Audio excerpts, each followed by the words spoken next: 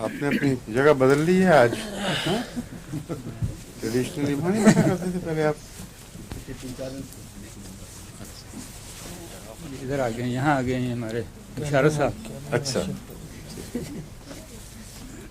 ज़मीं जुम्बत ना जुम्बत गुल मोहम्मद, क्या मतलब है इसका? यहाँ गुल मोहम्मद कौन है इस वक्त? सुना हुआ है लेकिन है? पुराना सुना हुआ है, भूल गए हैं जी क्या है? अपने मुतालिक भूल गए? अच्छा ये बात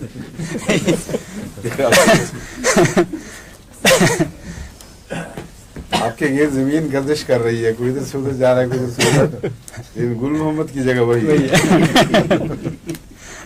गुल मोहम्मद किसको कहते हैं? क्यों तूबा तुम बताओ। गुल मोहम्मद पता है किसको कहते हैं? किस चीज का नाम है गुल मोहम्मद? कोई बताए? बड़े बड़े यहाँ उर्दू दान इकट्ठे हुए हैं। मोहम्मद का फूल हाँ, लफ्जी तर्जुमा तो ठीक है, लेकिन किसको कहते हैं? पोलर स्टार, कुछ सितारे का नाम गुल मोहम्मद है। अच्छा, तो मुहावरा है ज़मीन जुम्बत अच्छा न जुम्बत गुल मोहम्मद, ठीक कि जमीन हर वक्त हरकत कर रही है, कहीं कभी जगह बदल रही है, मगर गुल मोहम्मद नहीं अपनी जगह से, ठीक, उसका रुख वही रहता है। समझे? जी जी।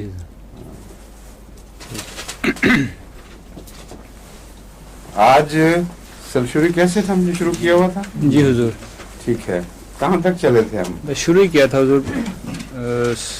सर एक दो बातें सल्फ्यूरिक बताइए। एसिड एक तेजाब है जो सल्फर का तेजाब है, और इसका इंसानी ज़िंदगी के ऊपर गहरा असर है, और आमतौर पर जब पेट ख़राब होते हैं तो उसमें सल्फ्यूरिक एसिड भी पैदा होता है, और उसकी जो पहचान है, ये जब चांदी के ऊपर असर दिखाए तो चांदी को काला कर देता है। सल्फ्यूरिक एसिड काला कर देता है ना, जी, तो कौन सी बदबू निकलती है?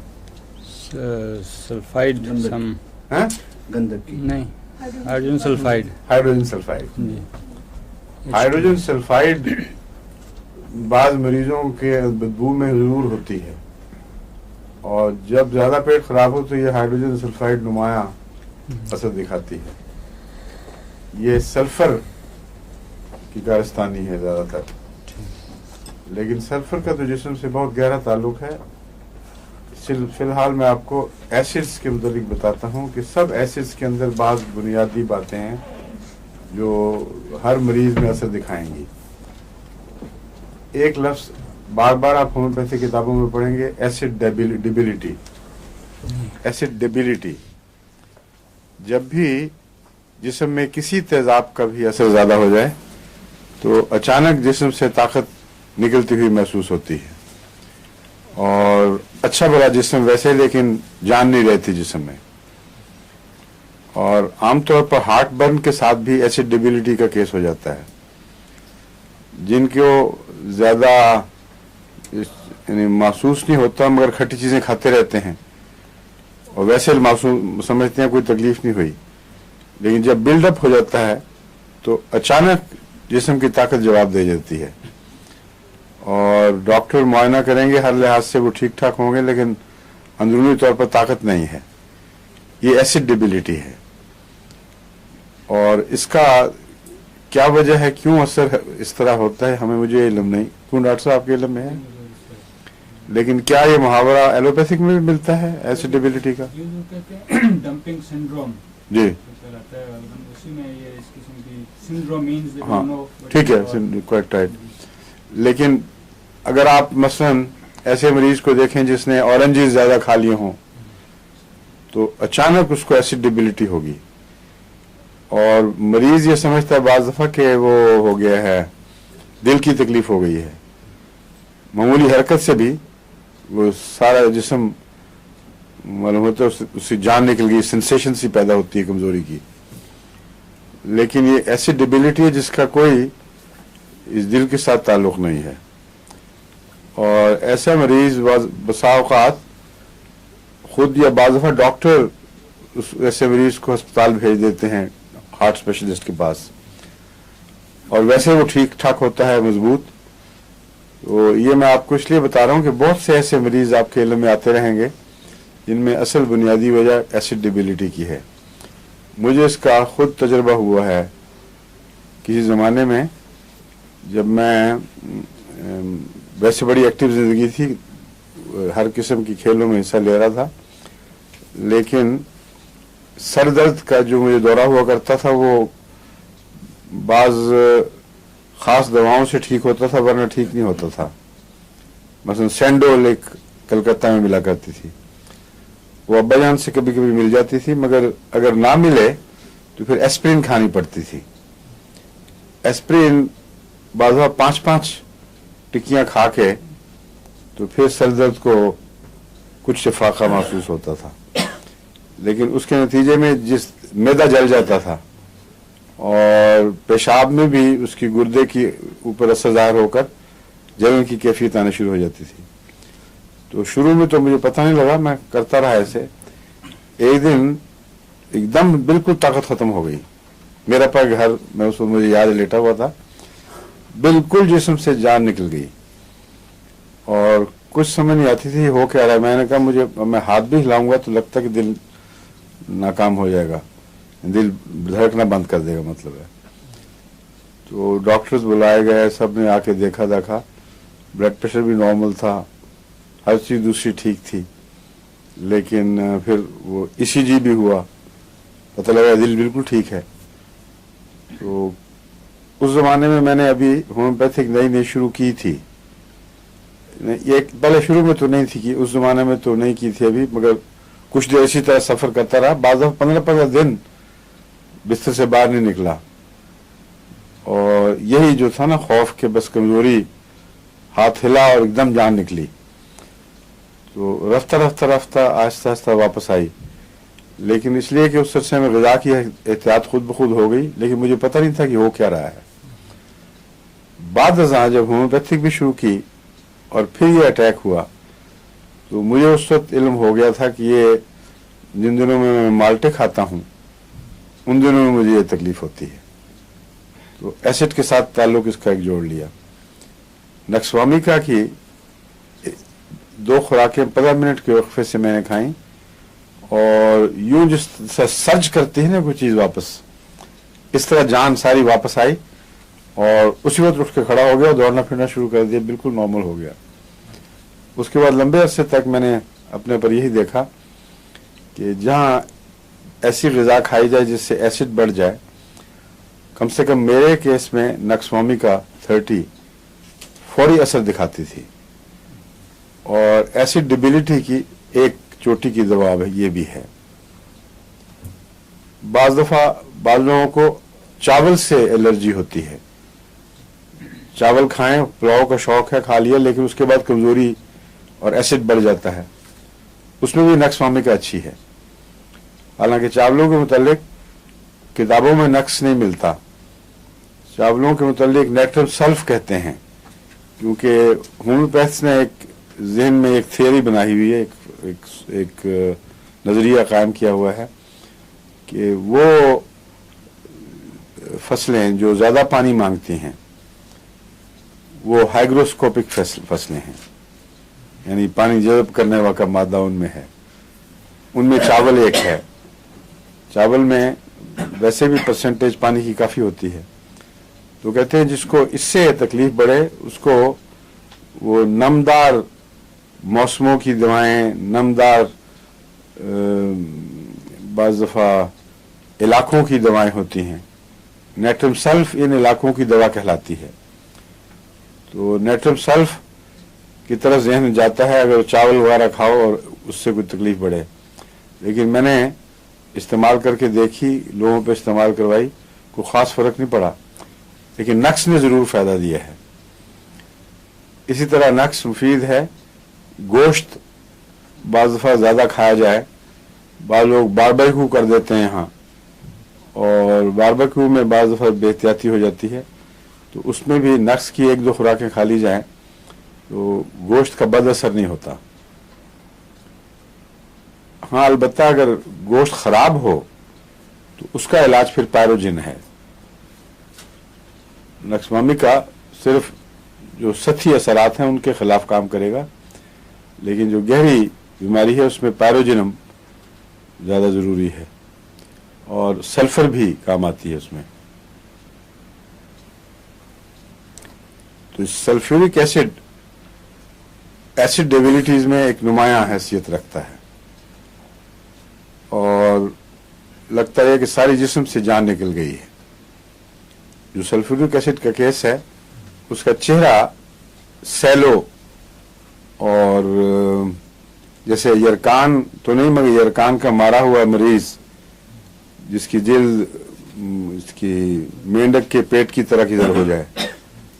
عام طور پر سلفیورک ایسڈ کے کرونک مریضوں میں جو لمبے ہو گئے ہوں اسی قسم کا چہرہ دکھائی دیتا ہے. تو یہ جب یہ ایسا چہرہ نظر آئے تو ہائپر سلف کی بھی یاد کراتا ہے، اور سلفورک ایسڈ کی بھی اور بیسیلینم کی بھی.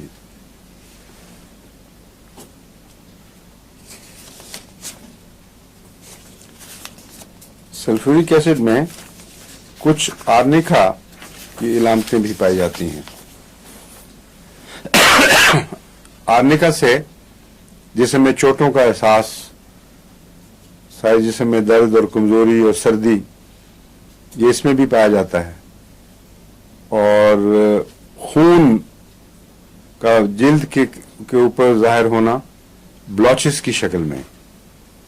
بلوچ کہتے ہیں جیسے دھبے سے پڑ جاتے ہیں، خون کے چھینٹے پڑ جاتے ہیں وہاں. تو ان بلوچز کا رنگ سیاہی مائل بھی ہوتا ہے، بلوئش بھی ہوتا ہے جیسے چوٹیں لگنے سے ہو. لیکن اس میں ایک اور ہے رنگ جو عام طور پر آرنیکا میں نہیں ہے، اس میں ہے. وہ ہے کچا خون سے ابل رہا ہو کہیں سے. اس میں ہائپر سلف کو بہت اہم ایک مقام حاصل ہے. یہ ایسے مریض جن میں کچھ سمجھ نہ آئے کیوں اچانک جسم کی بعض حصوں پر خون ظاہر ہونا شروع ہو گیا ہے، خون کے چھالے سے بن جاتے ہیں اور پھر وہ پھیلنے لگتے ہیں. اگر تو ایک جگہ ہو تو انسان سمجھتا ہے کہ وہاں کوئی رپچر ہو گیا، کسی کو پھٹ گئی رگ، لیکن یہ ایک اندرونی بیماری کا مظہر ہے. خون کے چھالے پڑیں گے داغ اور پھیلنے لگ جائیں گے، کچی کچی جلد چاروں طرف پھیل جائے گی. اس میں ایسڈ سلف بہت چوٹی کی دوا ہے، اور عمومی علامتیں اس کی جو دیکھنے والی ہیں وہ ساری ملتی ہوں تو ایک دو خوراکوں ہی میں بالکل یہ نمایاں اثر دکھاتی ہے. مگر سارے مریض کا جو تشخص ہے وہ ہونا ضروری ہے. ایسڈ سلف کا مریض جیسا کہ میں نے بیان کیا ہے وہ بریک ڈاؤن ہو جاتا ہے، اس کا خون کا بریک ڈاؤن ہوا ہے جیسے گویا ایسڈ اس نے لمبا عرصہ تک زیادہ استعمال کیا ہو. اعصاب کا بریک ڈاؤن ہے، اعصاب جواب دے گئے ہیں، اور خون اور اعصاب دونوں جب مل کر اثر دکھائیں تو یہ جتنی بھی بیماریاں مختلف شکلوں میں ظاہر ہوتی ہیں وہ عموماً ایسڈ فاسٹ میں ملتی ہیں نا، ایسڈ سلف میں. بروزڈ فیلنگ، یہ سب چیزیں لکھی ہوئی آپ کو ملیں گی ہومیوپیتھی کتابوں میں. اس کی جو مرض کا آنا اور جانا، اس میں بھی ایک اس کی پہچان ہے. بہت سی امراض ایسی ہیں جو آتی آہستہ آہستہ ہیں اور جاتی بھی آہستہ آہستہ ہیں. یہ کرونک ڈیزیزز کی عام شکل ہے.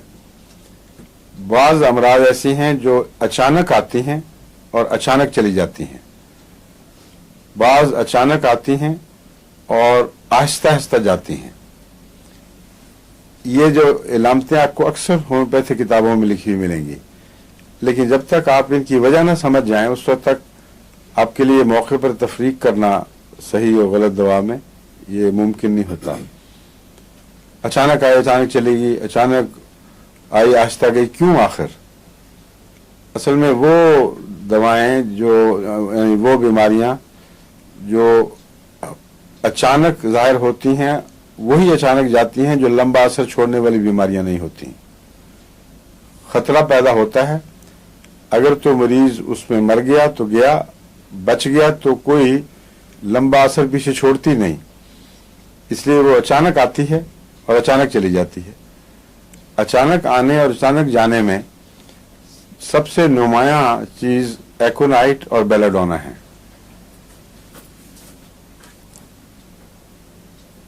اچانک جا تو سکتی ہیں مگر اچانک بعض دفعہ مریض کو بھی ساتھ ہی لے جاتی ہیں، کیونکہ ان میں وائلنس بہت ہے۔ ان دونوں کے درمیان فرق ہے ایک جو خاص طور پر پیش نظر رکھنا چاہیے۔ بعض دفعہ دونوں دوائیں اکٹھی دینی پڑتی ہیں کسی اور مجبوری کے پیش نظر، لیکن اگر ان کو پہچان لیں تو ایک ہی دوا اکیلی کام آ سکتی ہے۔ ایکونائٹ میں بھی اچانک آنا اور اچانک جانا شامل ہے، لیکن اس میں خوف ضرور ہوتا ہے۔ ایکونائٹ کا مریض سخت خوف زدہ ہوتا ہے کہ کچھ مجھے ہونے لگا ہے، یہاں تک کہ وہ اپنی موت کے متعلق بھی یقین کر لیتا ہے کہ بس اب اس بیماری سے میں نکل نہیں سکتا، اور خواہ وہ بیماری سخت نوعیت کی موت والی بیماری نہ بھی نظر آئے، ایکونائٹ کے مریض کا خوف میں مبتلا ہونا ایک لازمی حصہ ہے، اس کے بغیر ایکونائٹ بنتا ہی نہیں۔ تو ہر وہ مرض جو اچانک ظاہر ہو اور خوف ساتھ لے کر آئے، اس کا علاج ایکونائٹ ہے۔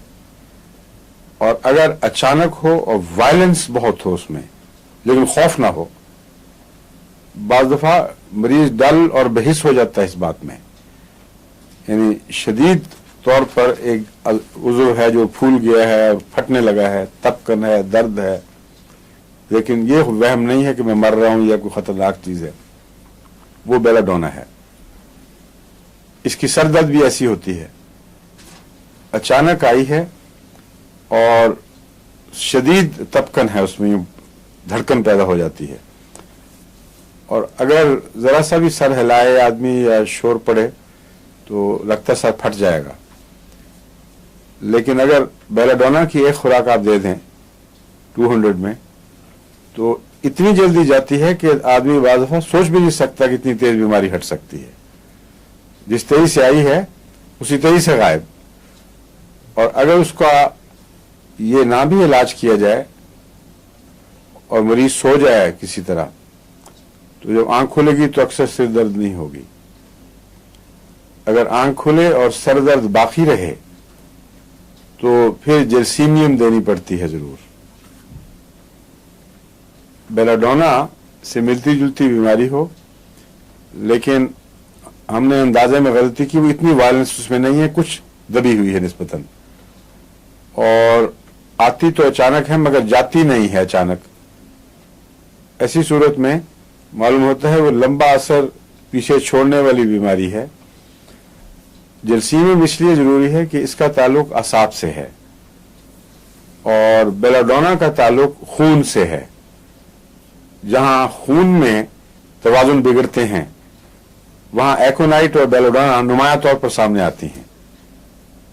ایکونائٹ اپنے خوف کی وجہ سے پہچانا جاتا ہے، الگ ہو جاتا ہے۔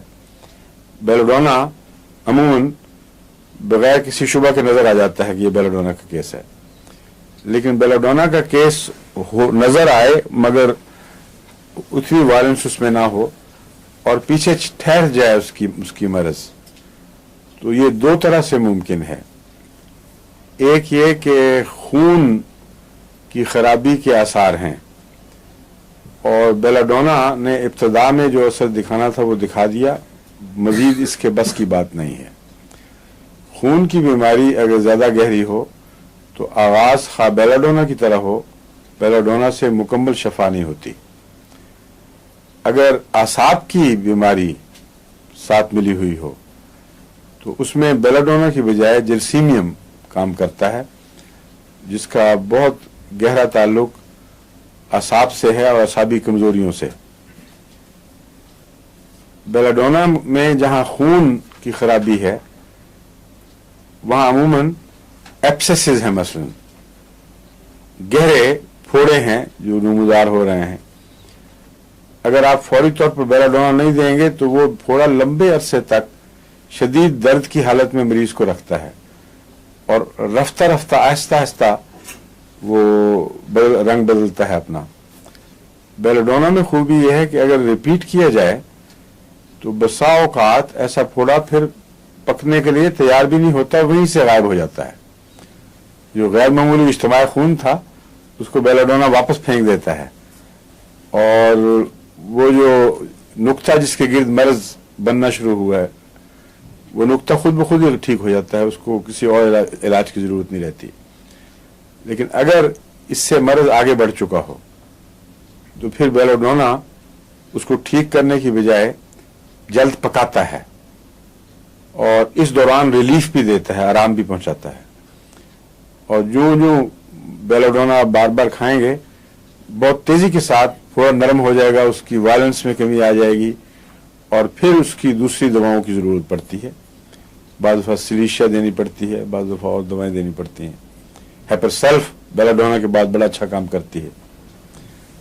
तो ये जो एसिड सल्फ है इसमें भी इस किस्म की गहरी खून की खराबियां भी पाई जाती हैं, जो एब्सेसिस भी बन जाते हैं, जिल्द पर भी अमराज जाहिर होती हैं। और उसके साथ एक शर्त यह है कि कमजोरी और रंगत की खराबी, और बहुत ज़्यादा सेंसिटिव हो जाता है मरीज। इसकी जो सेंसिटिविटी है दर्दों वगैरह में, ये रूटा की याद कराती है। रूटा में भी और स्टेफिसेग्रिया में सबसे ज्यादा सेंसिटिवनेस पाई जाती है। ये बाद में जब स्टेफिसेग्रिया पढ़ाऊंगा रूटा फिर मैं आपको समझाऊंगा। रूटा पढ़ा नहीं चुका आपको पहले? हाँ हाँ, उसमें बताया हुआ ना कि बहुत हसास होता है, क्योंकि रूटा का ऐसे नर्व से ताल्लुक है जो टेंडन से वाबस्ता हैं। टेंडन्स खुद नर्व्स तो नहीं है मगर वो पट्टे से हैं जिनसे एक तरफ मसल से जुड़े होते हैं और एक तरफ हड्डी से, वही है ना टेंडन। तो टेंडन्स की खराबियां जब उनमें जख्म पहुंच जाएं तो उनके अंदर बहुत बारीक असाबी रेशे होते हैं, उनको ठीक करने में रूटा बहुत अहम काम करती है। बल्कि अगर टेंडन को नुकसान पहुंचे तो रूटा लाजमी है। और वो जो एपोन्यूरॉम, क्या नाम मैंने बताया था आपको एक दफा, न्यूरेक्स, ये क्या चीज है? वो शीद जो झिल्लियां सी हड्डियों की गिर्द, उसको पेरियोस्टियम आमतौर पर कहते हैं। पेरियोस्टियम की गिर्द जो शीद होती है, एपोन्यूरोटिक फाइबर, उसके अंदर आसाब भी बहुत सारे रगें मौजूद होती हैं, वो भी रूटा से बहुत ताल्लुक रखती है। क्योंकि रूटा में अगर वहां दर्द हो रही हो तो उसका इलाज रूटा है, बाद दूसरी दवाएं बिल्कुल नाकाम हो जाती हैं। स्टेफिसेग्रिया भी इन दोनों जगहों पर असर रखती है, मगर बाज खास के साथ शराइत के साथ, वो मैं बाद में बताऊंगा।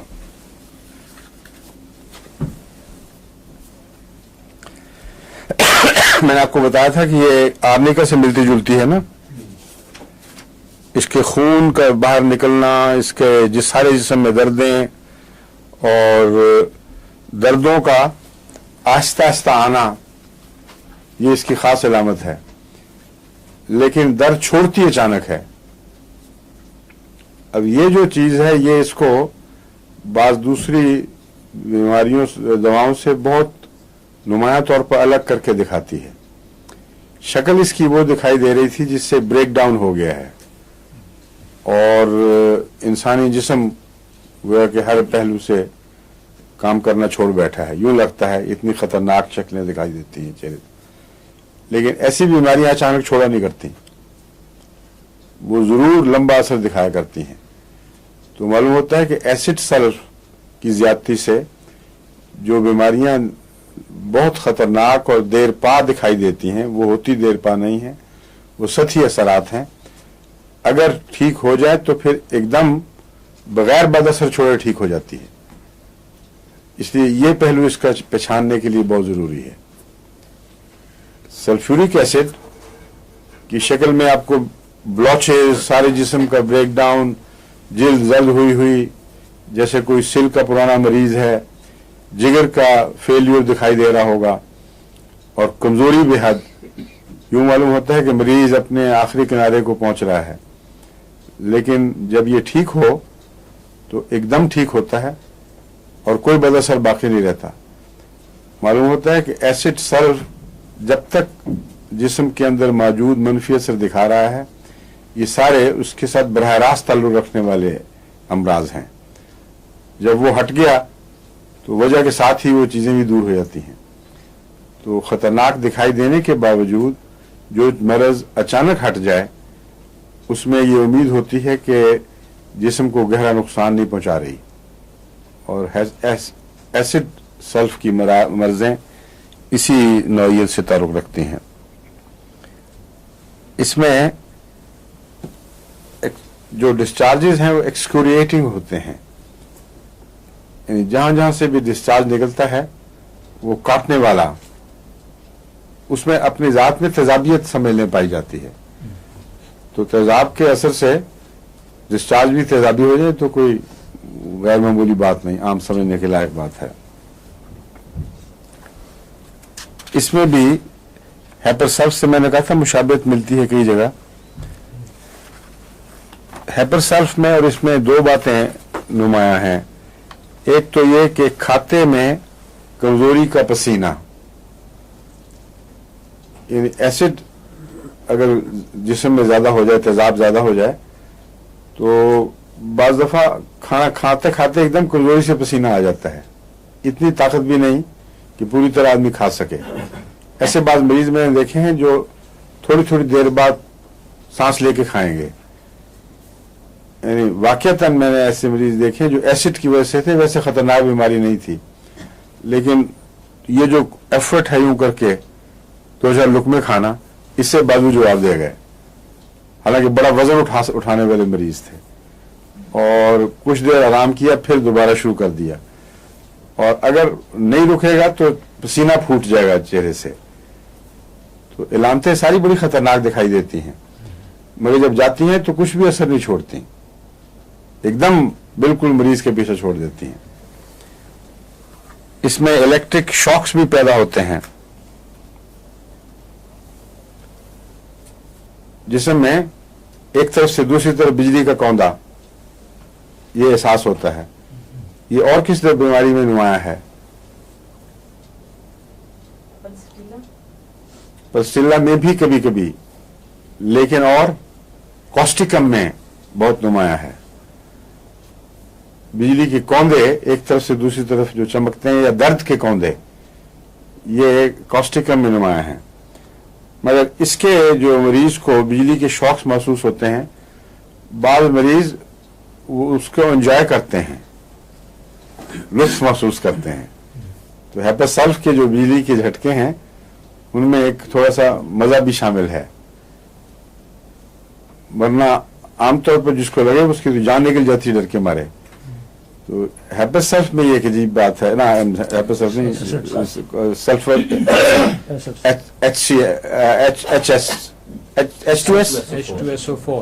H2SO4, right. H2S तो गैस होती है ना जो निकलती है, हाँ, गंदे अंडे की बू वाली। जी बिल्कुल, हाँ बिल्कुल, हाँ हाँ।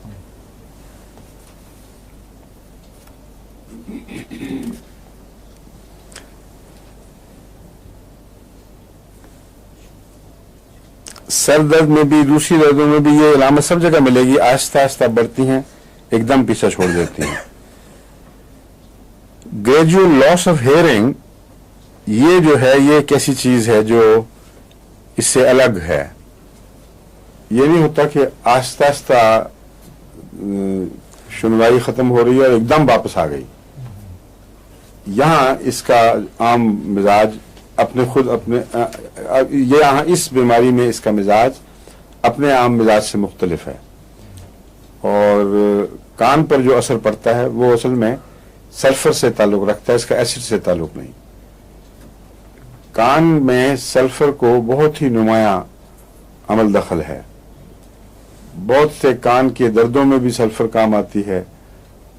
क्रोनिक ऐसे पस वगैरह के मरकज बन जाए कान में जिनमें बदबू पैदा हो, उसमें भी सल्फर मुफीद है। बहरेपन का अगर मुकम्मल इलाज नहीं तो बाज़ केसेस में तो बहुत ही गैर मामूली असर दिखाती है, जहां और दवाएं ना मिलती हों और सल्फर अगर दी जाए तो रफ्ता रफ्ता जो ताकत खो रहा है इंसान सुनवाई की, वो वापस आनी शुरू हो जाती है और जितना नुकसान हो चुका हो उससे आगे नहीं फिर बढ़ता, बल्कि आधा आधा नुकसान वापस भी हो जाता है। H2SO4 H2SO4 ये जो है, इसमें कान का जो नुकसान बताया है आहिस्ता आहिस्ता, ये सल्फर से ताल्लुक रखने वाली चीज है, एसिड की अलामत नहीं है।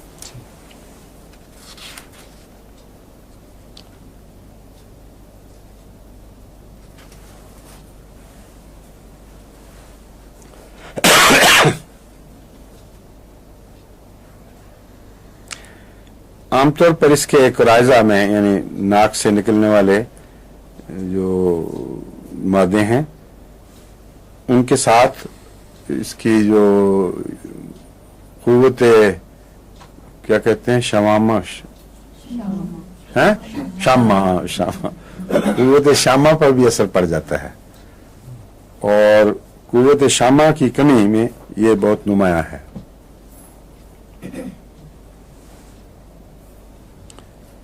कान की कुव्वत पर भी असर पड़ता है, नाक की कुव्वत पर भी।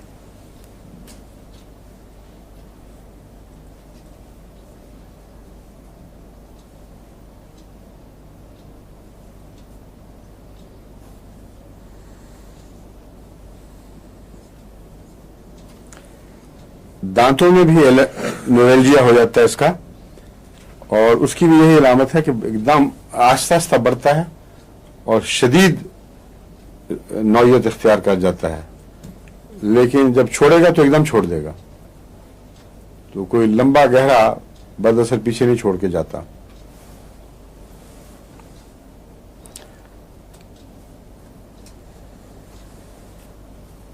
इसकी जो अल्सर्स की का रुझान है वो ज्यादातर मुंह से पहचाना जाता है। ऐसे मरीजों के मुंह में अक्सर कोई ना कोई शोर, कोई जख्म, कोई गले के अंदर जख्म और मुंह कच्चा और जख्मी होता है। एसिड सल्फ ऐसे मरीजों के लिए बहुत मुफीद है, खुसूसन वो बच्चे जो माओं का दूध अपने मुंह के जख्मों की वजह से नहीं पी सकते, उनको कहते हैं नर्सिंग सोर माउथ, दूध पीने वाले बच्चों के सोर माउथ, उसमें यह दवा बहुत मुफीद है। इसलिए इन्फेंट्स के लिए ये एक बहुत ही कीमती चीज है। अगर किसी को वक्त पे पहचान समझ आ जाए कि ये मरीज इस दवा का मुतकाजी था।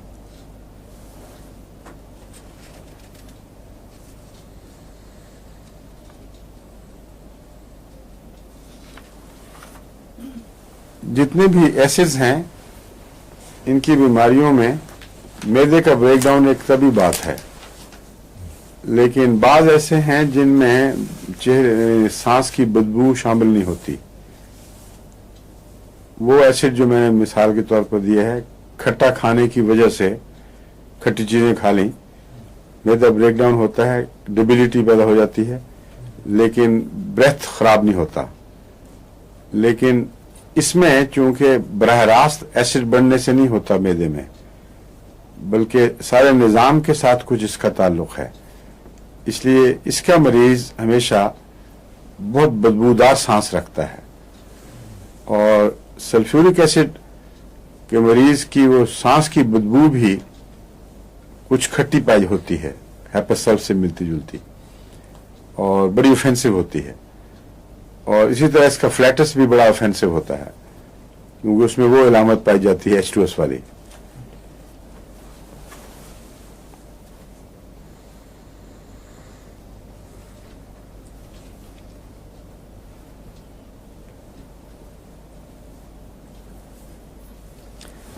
बाद लोगों को तेजाबी चीजें खाने से कब्ज होती है और अक्सर लोगों को कब्ज ही होती है, और वो जो है एल्कलाइन चीजें उनसे असहाल रखते हैं। لیکن اس میں یہ ایک فرق ہے کہ جو اس کے مریض ہوں ان کو ایسڈ کھانے سے اسہال لگ جاتے ہیں اور آئسٹر سے بھی اسہال لگ جاتے ہیں. سمندری جانور جن کو مثلا لائکوپوڈیم میں بھی وہ مضر ہیں اس بیماری میں بھی. لیکن پکا ہوا پھل کھانے سے تکلیف نہیں ہوتی. کچا کھٹا پھل کھانے سے جن کو اسہال لگ جائیں ان کا یہ علاج ہے. اور ان کے لیے ان کے پیٹ کی درد کا دورہ بھی اس دوا سے متاثر ہو فائدہ حاصل کر لیتا ہے. یعنی پیٹ کے درد کو بھی اس دوا سے فائدہ ہو جاتا ہے. جو اگر کھٹاس کی زیادتی سے کھٹا پھل کھانے کے نتیجے میں اسہال اور سپیزم ہو.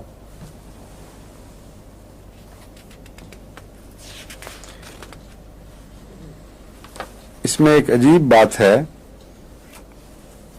جو عورتوں کو علم میں آ سکتی ہے, عورتوں کے علم میں, مگر وہ عموماً کبھی علامتیں بتاتے ہوئے یہ بتاتی نہیں ہیں. یا یہ بیماری بڑی ریئر ہوگی یا خیال نہیں آتا. مینسز کے دنوں میں نائٹ میئرز اگر شروع ہو جائیں تو اس کی یہ دوا ہے. یعنی جن دنوں میں مینسز ہوں ان دنوں میں رات کو خوفناک خوابیں.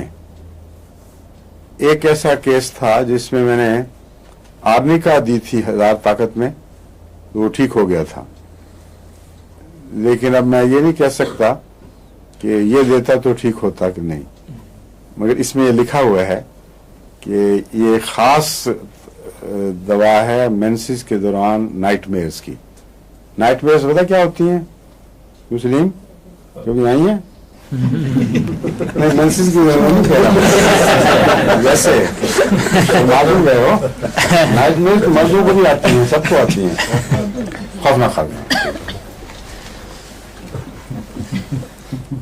اگر خوفناک خوابیں آئیں تو اگر یہ دن کو بخار ہے, تکلیف ہے, اور رات کو خوابیں آئیں تو دراصل اس کا وہ آرنیکا کا کیس ہوتا ہے اکثر.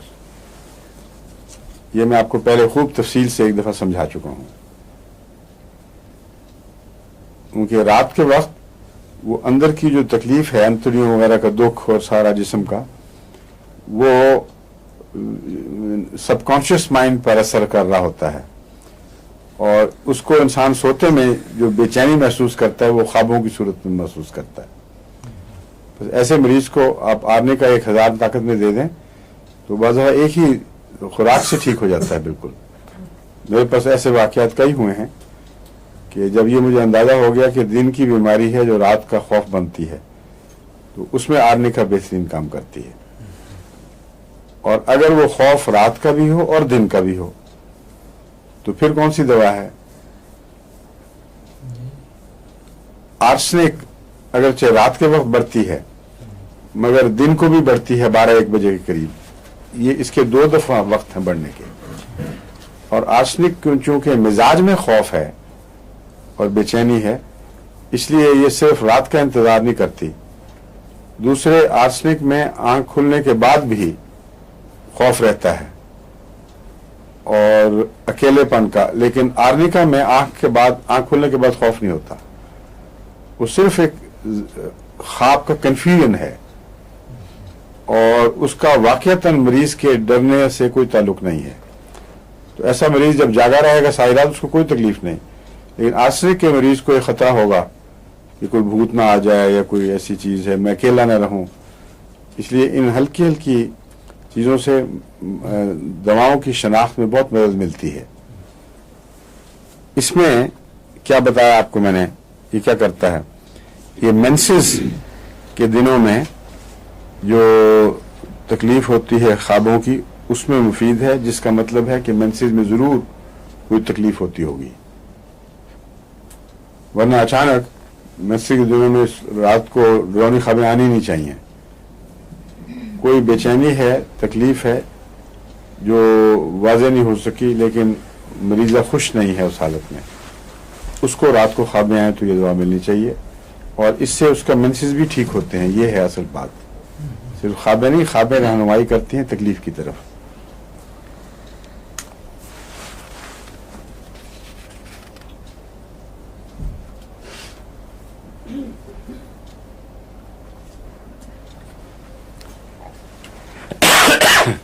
ایک اور بات جس کا مجھے کوئی کسی مریض پر تجربہ نہیں ہوا لیکن نقطہ کام کا نظر آتا ہے دیکھنے میں، وہ یہ ہے کہ اگر کسی کے متعلق ڈاکٹرز یہ کہیں کہ ٹو فریکوینٹ مینسٹرل فلو کی وجہ سے یہ عورت بچہ نہیں پیدا کر سکتی، تو ایسی صورت میں کہتے ہیں یہ علاج ہے۔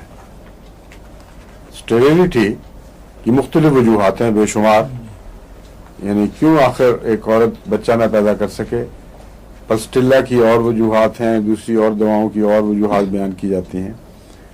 کولوفائلم میں بھی یہ بہت مفید ہے۔ ابھی پچھلے 1 سال کے اندر 2-3 کیسز ایسے میں نے دیکھے ہیں جن میں پلسٹیلا ناکام ہو گئی تھی، کولوفائلم سے اللہ کے فضل سے بہت نمایاں فرق پڑا، بچہ ہوا، بعضوں کا ہونے والا ہے، بعضوں کے ہو گئے۔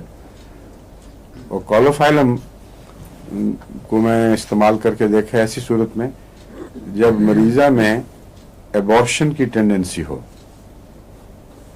بعض دفعہ دوسرے تیسرے مہینے ایبارشن ہوتی ہے، اس میں نارمل جو روٹین کی دوائیں ہیں وہ سبائنا یا کیلکیریا کارب یہ دوائیں عموماً استعمال کی جاتی ہیں، اور آپولس ویبرنم آپولس مدر ٹنکچر، لیکن جب میں نے یہ استعمال کرا کے دیکھی تو پتہ چلا کہ اس کا حمل ٹھہرانے سے کچھ گہرا تعلق ہے، اور اللہ کے فضل سے کئی ایسے کیسز ہیں جن میں اس کے بعد حمل ٹھہرا ہے، حالانکہ پلسٹیلا ناکام ہو گئی تھی۔ تو یہ جو دوا ہے اس کا بھی کہتے ہیں حمل کے ٹھہرنے سے تعلق ہے۔ اگر یہ ڈاکٹر کہیں کہ اس کو مینسز بہت کھلے آتے ہیں اور کوپیس ہیں اور اس کی وجہ سے کچھ خرابی ہے کہ وہ غالباً وہ اووم اس کا ٹھہرتا نہ ہو، بیچ میں بہ جاتا ہو، تو یہ اس کو ٹھیک کرتی ہے۔ اس میں حضور نیٹرم کارب بھی اچھی دوا ہے۔ جی نیٹرم کارب، نیٹرم کارب کا پڑا تو ہوا لیکن تجربہ کبھی نہیں ہوا۔ کبھی آپ نے کیا ہے اس کا تجربہ؟ شیخ صاحب دیا کرتے، شیخ حنیف صاحب دیا کرتے، نہیں دیا کرتے تھے، بچہ بھی ہوا کرتا تھا۔ جی 1-2 کیس ہے۔ اچھا 1-2 کیس، اب یہ ڈیپینڈ کرتا ہے کتنے کیسز میں دینے کے بعد وہ ہوا ہے۔ اور نیٹرم کارب کی دوسری علامتیں بھی پائی جاتی تھیں یا نہیں، یہ سوال ہے۔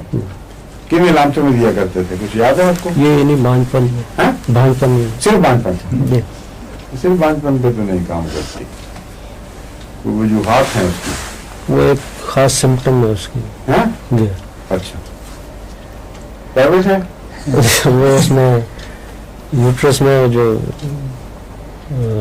سیمنز جاتے ہیں وہ قبول نہیں کرتے، بات نہیں کرتا۔ جی جی ہاں تو اس کے کیا ظاہری طور پر وہ ریجیکٹ ہو جاتا ہے، جی اس صورت میں کام آتا ہاں پھر یہ کیا ہے صحیح کھل کے۔ جی اس میں ایک اور دوا بھی ہے جو یوٹرس کے اس ریئیکشن کو ٹھیک کرنے کے لیے، الیکٹرس فیرینوسا۔ جی نہیں الیکٹرس میرے ذہن میں نہیں تھی، ایک اور میں نے پچھلے دنوں دیکھی تھی، میرے نوٹس میں ہوگی کہیں، مگر نیٹرم کار آپ کہتے ہیں اس میں مفید دیکھی گئی ہے۔ جی اچھا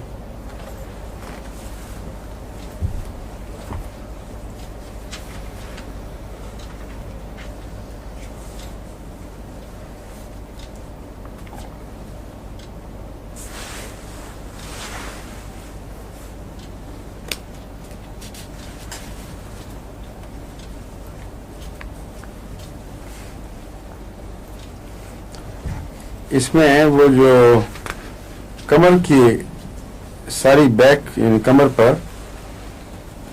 کسی ایک جگہ نہیں بلکہ عمومی کمزوری کا احساس رہتا ہے اوپر سے نیچے تک، اور ایسا مریض جب کھڑا ہو یا بیٹھا ہو تو وہ اس کا لیٹنے کو دل چاہتا ہے، یا چلتا رہے تو ٹھیک رہے گا یا لیٹ جائے، کھڑا ہونا اور بیٹھنا دونوں اس کے لیے مشکل ہیں۔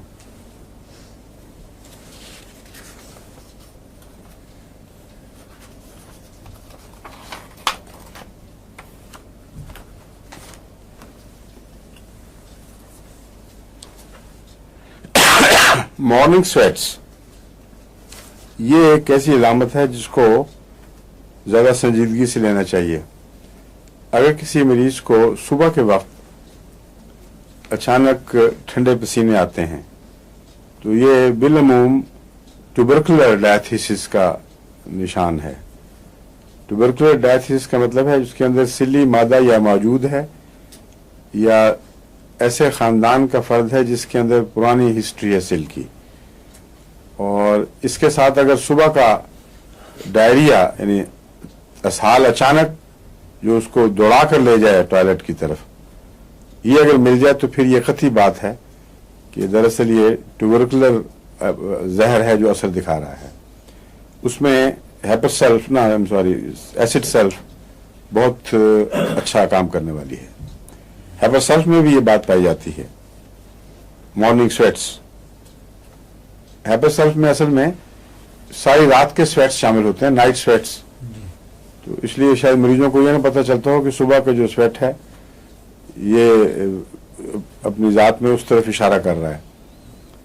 वो सुबह का स्वेट भी रात के स्वेट्स का हिस्सा बन जाता है।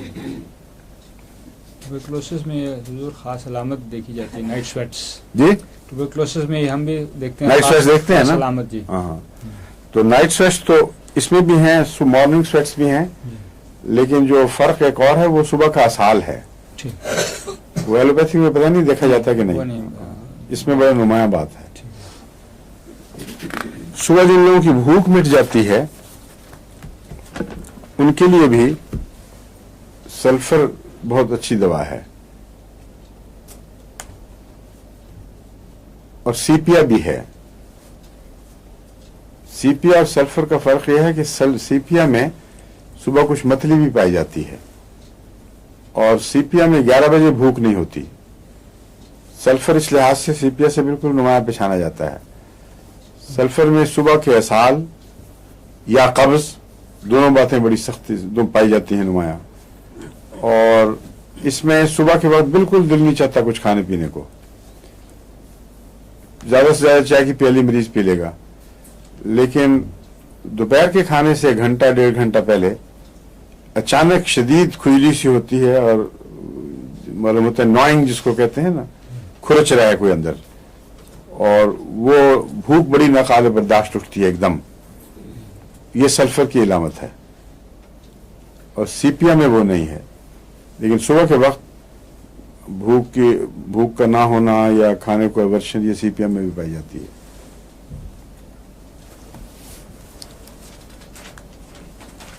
अब मैं आपको स्टेफिसेग्रिया पढ़ाता हूं। स्टेफिसेग्रिया एक बहुत ही अहम दवा है क्योंकि इसका असाब से बहुत गहरा ताल्लुक है, और इसके मरीज जिस तरह बनते हैं अगर उनको आप पहचान लें तो बहुत से ऐसे मरीज जो आमतौर पर आपके काबू में नहीं आते वो इस दवा से काबू आ सकते हैं। स्टेफिसेग्रिया एक ऐसे हसास मरीज की दवा है जो हसास भी हो और रिफाइंड हो अपने मिजाज के लिहाज से। बाज हसास लोग गुस्सा आए तो एकदम गुस्से का इजहार करते हैं, बरस पड़ते हैं, और बाज हसास लोग हैं जो गुस्सा आता है तो कंट्रोल कर जाते हैं, और बाज हसास औरतें हैं जिनको गुस्सा आया है तो गुंग हो जाती हैं, एक लफ्ज नहीं बोल सकती, और वापस जाके लेटेंगी बिस्तर में तो सर दर्द शुरू हो चुकी होगी और शरीर बेचैनी, कपड़े कस के बांधेंगी, बात आगे करने को लोगों से दिल नहीं चाहता, 2-4 दिन सख्त डिप्रेशन का दौरा। ऐसे मरीजों की बाज जिस्मानी बीमारियां मुस्तकिल हो जाती हैं, उनको सर दर्द के दौरे, उनको पेट दर्द के दौरे, और इससे मिलती जुलती बात बीमारियां हैं जो दरअसल उनकी असाबी तकलीफ का मजहर हैं। हर वो बीमारी जो गुस्सा और तकलीफ और शर्मिंदगी बर्दाश्त करने के नतीजे में हो उसमें स्टेफिसेग्रिया को अव्वल मर्तबा हासिल है। सबसे पहले इसकी तरफ ध्यान जाना चाहिए। गम से हो अगर वो और चीज है, अगर वो भी सप्रेशन है लेकिन उसमें स्टेफिसेग्रिया काम नहीं आती, उसमें इग्नेशिया है, और कौन कौन है, एम्ब्राग्रीसा है। गहरा असर अगर लंबा हो जाए और दिमाग पर पड़ जाए तो नेट्राम्योर है। तो ये सारे गम से ताल्लुक रखने वाले मरीजों का हाल है। लेकिन वो मरीज जिनका ताल्लुक गुस्से या बेइज्जती या अचानक एम्बेरसमेंट से हो और तबीयत में नफासत हो, इंसान उसको एक दफा जाहिर करके दिल का बोझ उतारने को मुनासिब न समझता हो, या ऐसी मजलूम औरतें जिनके खामन ज्यादा सख्त और बदतमीज किस्म के हों, वो बर्दाश्त न करें एहतजाज किसी किस्म का, उनमें भी स्टेफिस एग्रिया का मर्ज शुरू हो जाता है। इन स्टेफिस एग्रिया से मिलती जुलती अमराज इनमें आम पाई जाती हैं। इनके अंदर सबसे बड़ा नुमाया, इनके मिजाज का सबसे बड़ा नुमाया हिस्सा ये है कि सेंसिटिविटी बहुत ज्यादा है। क्योंकि गुस्सा सप्रेस हो गया है, वो नर्व्स के ऊपर कूदता है और आम छोटा सा एक जख्म जो देखने में मामूली डॉक्टर समझेगा कि ऐसा नहीं, गलती से उसको जरा सा हाथ भी लगा दे तो मरीज को लगेगा कि दौरा पड़ जाएगा, सारा जिस्म स्पेज़मेटिक हो जाएगा, इतना सेंसिटिव होता है। और इसके पाइल्स भी बेहद सेंसिटिव होते हैं और मरीजा बात छोटी छोटी बातों में इतनी तकलीफ का इजहार करती है कि औरतें दूसरी शरीके वालियां वो उस पर आंखें मारती और हंसती कि देखो ये बन रही है। और बाज डॉक्टरों को भी कहते हैं जी बनती है यूं ही, आप फिक्र न करें, ये इस तरह इसको आदत है। हालांकि उसके बनने का कोई सवाल नहीं, उसके असाब इतने इतना तनाव होता है कि वो छोटी तकलीफ से भी वाकयातन तकलीफ ज्यादा महसूस करती है और जितना उसको कहेंगे बनती है उतना ये तकलीफ बढ़ेगी और बाद दफा फिर बेहोशी के दौरे शुरू हो जाते हैं। बर्दाश्त नहीं होता तो एकदम सून कर जाएगी मरीजा। तो ऐसे मरीजाओं को स्टेफिस एग्रिया देना जरूरी है।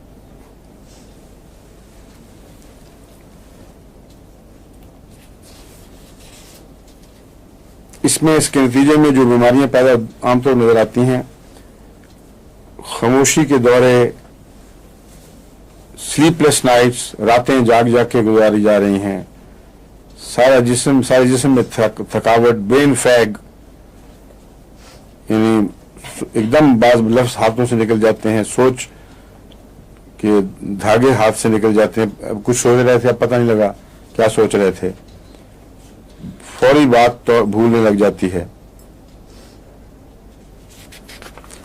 ब्लैडर इरिटेबल हो जाता है।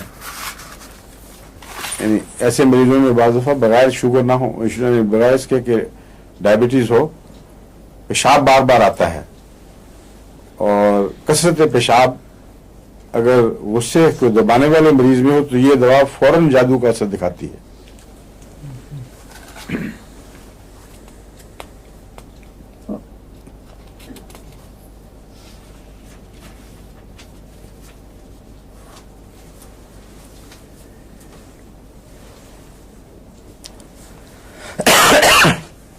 इसमें सुनवाई की ताकत भी और कुव्वत शामा भी और उंगलियों के पोरे भी, ये सारे जूद हिस्स हो जाते हैं और मामूली सी आवाज भी वो जार करती है तो मरीज हमें कहती है मगर वो बच्चे हों घर के तो कहेगी आराम से बैठो, वो बेचारे आराम से बैठे होते हैं, मामूली थोड़ा सा शोर तो निकल ही जाता है, हो ही जाता है यानी, लेकिन ऐसे मरीजा को बहुत महसूस होता है, बू भी तेज महसूस होती है।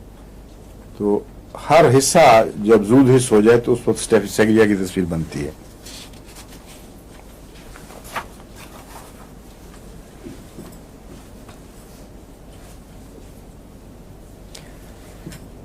जिल्द पर भी बीमारियां जाहिर होती हैं जो एक्जिमे की शक्ल में, सर के ऊपर मसलन एक्जिमा होगा, उसमें भी यही इलामत है जो इसको नुमाया करती है।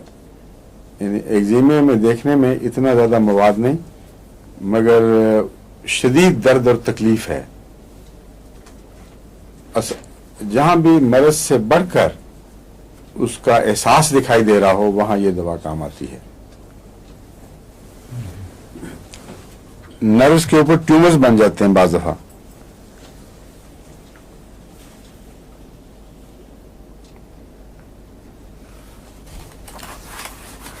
ट्यूमर्स आपने देखा होगा बाज़ दफ़ा यहाँ नर्व्स के किनारों पर छोटे छोटे गुठलियां से ट्यूमर से बन जाते हैं। अगर ये ट्यूमर बेदर्द के हों तो उनका स्टेफिस एग्रिया से कोई ताल्लुक नहीं है। ऐसे ट्यूमर्स कैलकेरिया फ्लोर को भी चाहते हैं, रूटा से भी बाज़ दफ़ा दुरुस्त ठीक हो जाते हैं। देखना पड़ता है, बाज़ ज़िद्दी ट्यूमर ऐसे हुए हैं जिनको आम दवाइयाँ काम नहीं देती। तो मसलन रूटा के ऊपर मैंने एक पुराने मरीज को रब्बा में काफ़ी देर रखा, कोई उसको फ़र्क नहीं पड़ा। कैलकेरिया फ्लोर पे रखा, फ़र्क नहीं पड़ा। फिर जब कैलकेरिया फ्लोर ऊंचा दिया 1000 में तो फिर असर हुआ। तो बाज़ दफ़ा बाज़ दवाओं की तरफ ख्याल जाता है लेकिन उनकी बाज़ पोटेंसियाँ काम नहीं करती। तो होम्योपैथ का काम है कि आगे पीछे करके कुछ कभी कम करके कभी ज़्यादा करके देखे कि हो सकता है किसी ख़ास पोटेंसी का उस बीमारी से ताल्लुक हो। मगर उनमें जो दर्द थी जो मुझे याद है वो दबाने से, ख़ास तौर पर दबाओ जोर जोर से करो तब दर्द महसूस होती थी, वरना नहीं थी। स्टेफिस एग्रिया के जो ट्यूमर्स हैं नर्व्स के, ये गैर मामूली सेंसिटिव होते हैं और इनकी दर्द की भी अलामत एक ये अजीब है कि वैसे पड़े रहें आराम से तो दर्द नहीं होती, लेकिन हाथ लग जाए सही अचानक जड़ छिड़ जाएगी। तो इसका मतलब है कि अपनी ज़ात में पेनफुल नहीं है, नर्व्स के गैर मामूली हसास होने की वजह से वो एहसास ज़्यादा, हर चीज़ का एहसास ज़्यादा रखते हैं और दबाने से जो हरकत से तकलीफ होती है वो मामूली चीज़ है, हर एक को होनी चाहिए मगर उनको बहुत बढ़ जाती है। मर्दों में ये दवा प्रोस्टेट में मुफीद है। प्रोस्टेट ग्लैंड्स बढ़ जाएं तो पेशाब की तकलीफ शुरू हो जाती है और बहुत से मरीज जो हैं वो रूटीन की दवाओं में अमूमन काबू आ जाते हैं, उनके यानी मर्ज ठीक हो जाता है। बाज़ ऐसे हैं प्रोस्टेट के मरीज जिनमें आम दवाएं काम नहीं करती तो फिर मुख्तलिफ और वजूहात ढूंढनी पड़ती हैं। अगर स्टेफिस एग्रिया से मिजाज मिलता हो किसी का और प्रोस्टेट का यानी गुद्दा कुदामिया कहते हैं उसका मरीज हो, यानी पेशाब पीछे जो मसाने में पड़ा रह जाता है और पूरा निकलता नहीं क्योंकि आगे रोक बन जाती है और इस वजह से कभी भी इंसान महसूस नहीं करता कि मुझे अब तसल्ली हो गई है पेशाब करके आया, थोड़ी देर के बाद फिर हुई क्योंकि पैर हर वक्त मसाना भरा रहता है और थोड़ा सा खाली हुआ फिर बाकी जल्दी फिर भर गया। और उसकी दूसरी खराबी यह है कि वहाँ इन्फेक्शन हो जाती है फिर, और इन्फेक्शन से फिर आगे और बीमारियां फैल जाती हैं। बाज़ दफ़ा यही जो इन्फेक्शन है गुर्दों में बैकवर्ड जाके गुर्दों को भी माफ कर देती है। तो जो इसको गुद्दा कुदामिया कहते हैं या प्रोस्टेट ग्लैंड, इसका इलाज बहुत जल्दी ज़रूरी है। अगर इसका इलाज जल्दी ना हो तो बाज़ दफ़ा ये कैंसर में तब्दील हो जाता है और प्रोस्टेट ग्लैंड का कैंसर खतरनाक कैंसर में से एक कैंसर है जो बहुत ही मोहलिक साबित होता है और आमतौर पर इसका इलाज नहीं है।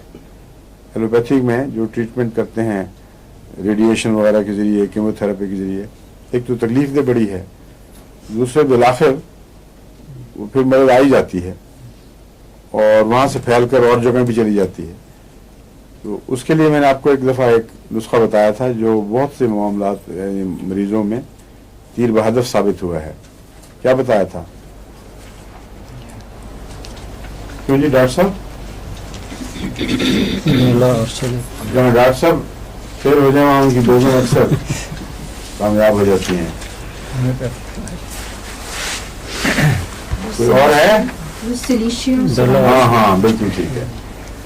सिलीशिया CM 1,00,000 ताकत में बहुत ही हैरत अंगेज असर दिखाती है, लेकिन अगर बहुत ज़्यादा दूसरी दवाइयाँ दूसरे इलाज शुरू हो चुके हों तो फिर इसका उस तरह हैरत अंगेज असर ज़ाहिर नहीं होता जिस तरह बगैर दूसरे इलाज के हो। एक पाकिस्तान से भी कुछ अर्सा पहले एक केस आया था, उसको 1 लाख ताकत में मैंने दिलवाई है, और फिर उसकी इतला आई कि अब डॉक्टर ने देखा कुछ भी नहीं है, बिल्कुल नॉर्मल है। अमेरिका से एक केस आया था, वो भी बिल्कुल इसी तरह उसने रद्द-ए-अमल दिखाया। तो 1-2 की बात नहीं, कम से कम मेरा ख्याल है 7 ऐसे केसेस मेरे इल्म में हैं, या जायद भी होंगे, जिनमें सिलिशिया सीएम ने जो 3 हफ्ते के बाद रिपीट की है या फिर 1 महीना 2 महीने के बाद रिपीट की है, बिल्कुल बीमारी को जड़ से उखेड़ दिया है। बल्कि डॉक्टर बाज़ दफ़ा कहते हैं कि ये गलती हो गई होगी, ये बीमारी थी नहीं, मगर उनके टेस्ट बता रहे होते हैं कि थी, इसलिए वहाँ ये मुफीद है। मगर उसको रिस्क लेनी नहीं चाहिए। कोई दवाई भी ऐसी नहीं जिसके मुतालिक आप 100% कह सकें ज़रूर काम करेगी। बाज़ मौसम होते हैं, बाज़ ममालिक पर में बाज़ दवाएं असर करती हैं, और बाज़ मौसमों में या बाज़ सालों में वो असर उस तरह छोड़ देती हैं। अब ये मिस्ट्री है क्यों ऐसा करती हैं। मसलन पस्टिला 200 है, आमतौर पर बच्चा अगर ब्रीच केस हो, सर ऊपर और पीठ नीचे हो, तो 1-2 खुराकें मैंने देखा है बिल्कुल जादू की तरह असर दिखाती हैं, मगर बाज़ केसेस में या बाज़ दिनों में बिल्कुल कोई फायदा नहीं। अब पिछले दिनों में मैंने पस्टिला 200 देखी है, किसी को कोई फायदा नहीं हुआ। अब उस वक्त इंसान हैरान रह जाता है कि क्या बात है। तो होम्योपैथिक में भी कोई ऐसा जादू नहीं है जिसको आप एक दफा तो सारी उम्र जरूर हर दफा काम करे। कई अवामिल हैं, मसलन सितारों के असरात हैं, फिजा में जो जिसको कॉस्मिक एनर्जी है, और कई चीजें ऐसी हैं जो होम्योपैथिक से ज्यादा कसीफ हैं, और ये कहना कि उनके असरात नहीं होंगे ये बिल्कुल गलत है। होम्योपैथिक का इनकार हो जाएगा फिर। तो अगर होम्योपैथिक जैसी लतीफ चीज असर दिखाती है, तो कायनात में जितनी चीजें असरअंदाज हैं उनका कोई ना कोई असर पड़ रहा होगा। तो हो सकता है बाज़ खास अयाम में ये काम बंद कर दें, बाज़ दवाएं बाज़ दूसरे अयाम में शुरू कर देती हों, या बाज़ अमराज की ऐसी किस्में हैं जो किसी और दवा के काबू आएंगी, इसके नहीं आएंगी। तो इसमें भी अगर किसी के इल्म में आए कि क्राइसिस हो और ब्रीच केस हो, पस्टिला से ठीक ना हो रहा हो, तो कोई दूसरी दवा उसमें काम आती है कि नहीं, तो वो मुझे लिखे। अब कहते हैं वक्त हो गया है, इसलिए इजाज़त चाहते हैं। कल फिर इंशाल्लाह, कल है ना हमारी बात।